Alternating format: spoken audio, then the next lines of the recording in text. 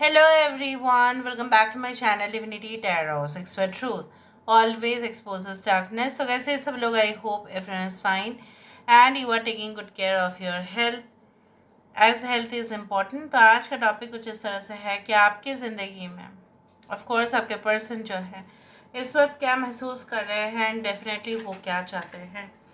So of course it will be timeless, collective for all zodiac signs and it is a general prediction. Please like, share and subscribe the channel. Thank you so much for being with me.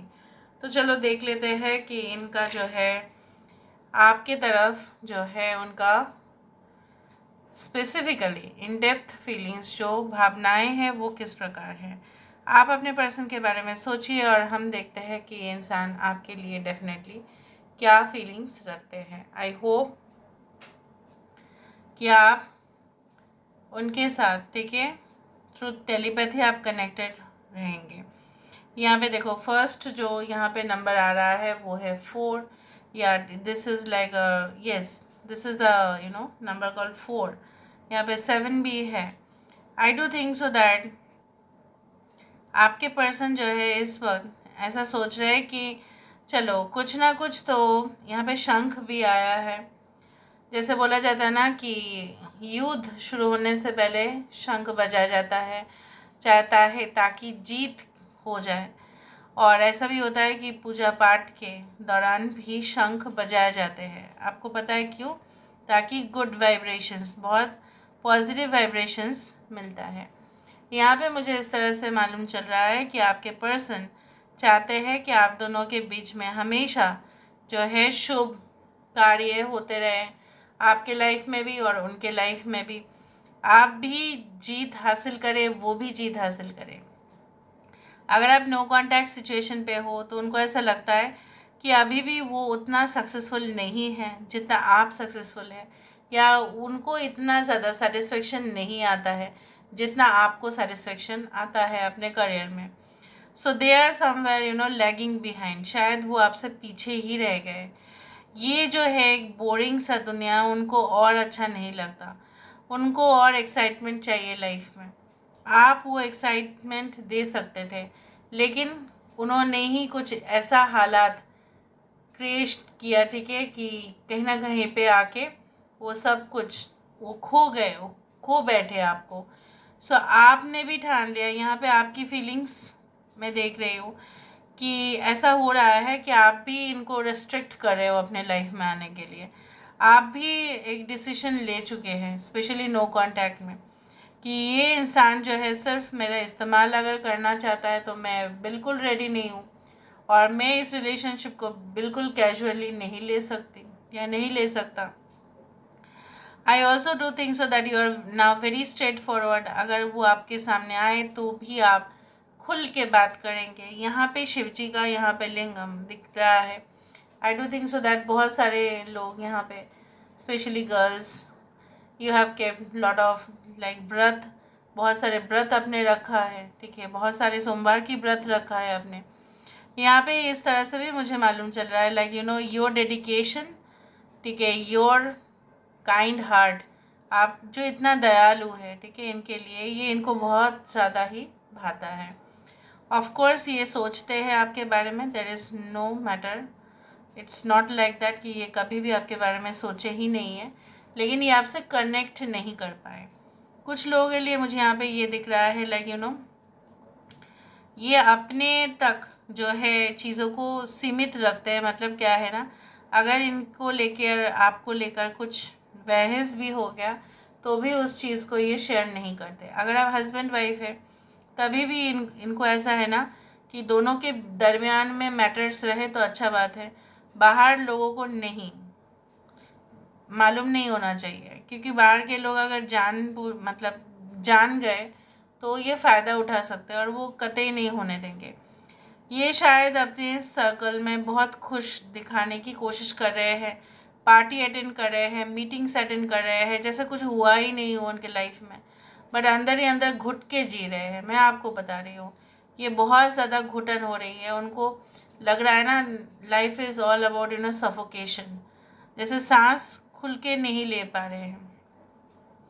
ये इंसान जो है मुझे यहाँ पे दिख रहा है कि दैट उनको ऐसा लगता है कि आपने कहीं ना कहीं पे उनके ऊपर कुछ ऐसा कास्टिंग किया है, मतलब स्पेल कास्ट किया है कि वो आपकी तरफ इतना मोहित क्यों हो जाते हैं. So there must be something special inside you. बाकी लोगों के लिए आपके पार्टनर को लगता है कि आपके अंदर वो जो गुण हैं, ठीक है, वो जो एक सादगी है, वो जो एक खूबसूरती है, वो जो एक मिठास है, वही उनको आपकी तरफ लेके जाता है ऑब्वियसली.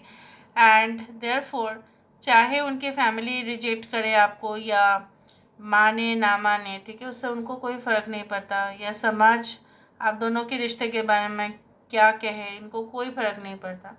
फ़र्क सिर्फ इतना ही पड़ता है कि आप क्या सोचते हो इनके बारे में.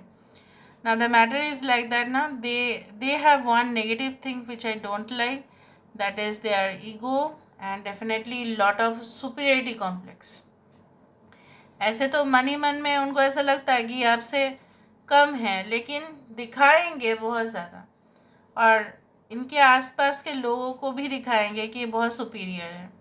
अगर सुपीरियर होंगे भी तभी भी दिखाने की ज़रूरत नहीं पड़ता है.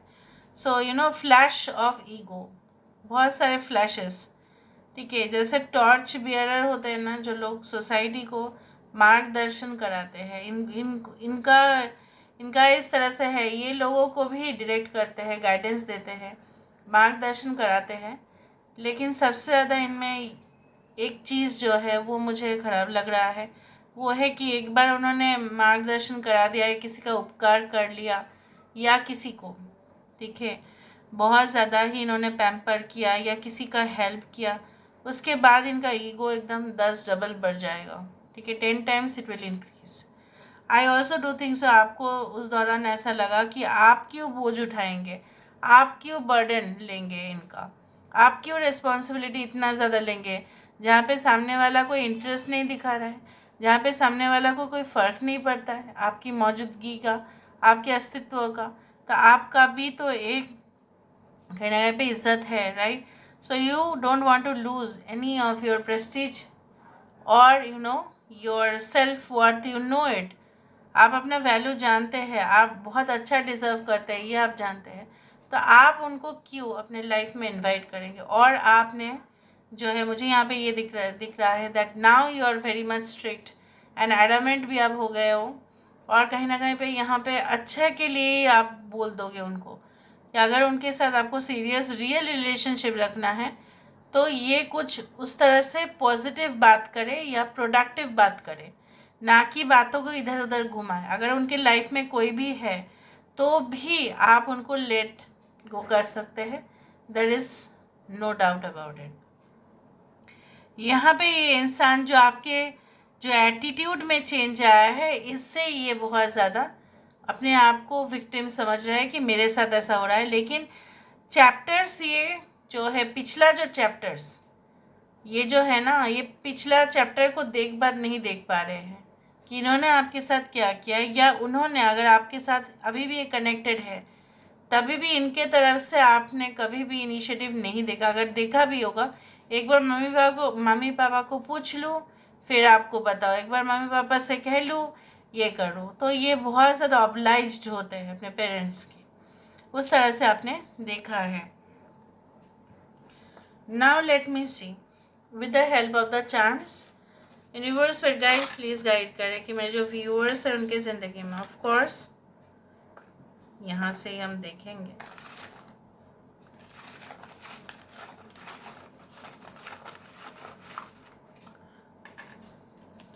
सो I do think so that यहाँ पे मुझे इस तरह से मालूम चल रहा है कि what, this is like cute panda, black and white है.